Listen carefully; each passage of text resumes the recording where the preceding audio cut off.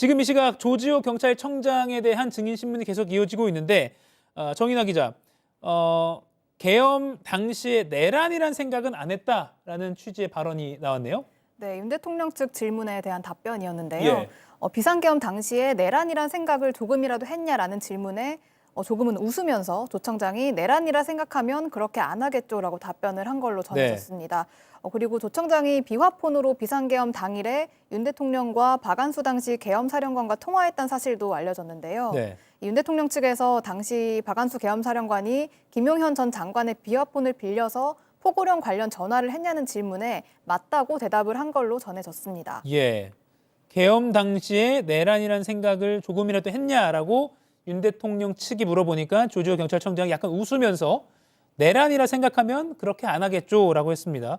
내란이라 생각하면 그렇게 안 하겠죠. 그러니까 내란에 가담한다고 만약에 상황 판단이 됐다면 국회를 봉쇄했겠느냐, 지시를 받아서, 이런 취지로 해석이 됩니다. 네, 그렇습니다. 조지호 청장 같은 경우에 현재 본인 형사재판에서도 이 내란 혐의에 대해서 계속해서 혐의를 부인하고 있습니다. 네. 그러면서 그때 당시에 본인이 이 국회의원들을 봉쇄한다, 국회 자체를 봉쇄한다라는 그런 의사가 없었고 위법성에 대한 인식이 없었으며 이 부분이 내란에 가담한다라는 생각을 전혀 하지 않았다라는 것이 형사재판에 있어서의 조지호 청장의 입장입니다. 그래서 오늘도 지금 계속해서 증언을 하는 부분이 만약에 내가 내란이다라고 생각했다라면 그런 지시를 했겠느냐라고 이 진술을 함으로써 본인의 형사재판에서 불리함을 좀 걷어내고자 하고 또 형사재판에서의 조지호 청장의 이 진술과 지금의 진술 좀 일치시킴으로써 형사재판을 좀 유리하게 가져가고자 하는 부분이 아닐까 싶고요.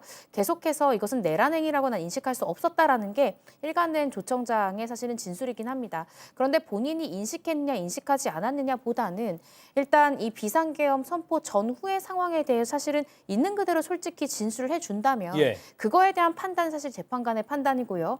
오늘은 이 조지호 청장의 형사재판이 아니라 핵심은 바로 윤석열 대통령에 대한 탄핵 심판입니다. 네. 그래서 본인의 형사재판과 직결되는 부분이 아니라면 저는 사실은 이 사건은 지금 탄핵 심판이기 때문에 사실 여부에 대해서는 좀 진실을 가르는 부분에 대해서는 증언을 해주는 것이 국민들에 대한 도리가 아닌가라는 생각이 들기는 합니다. 네.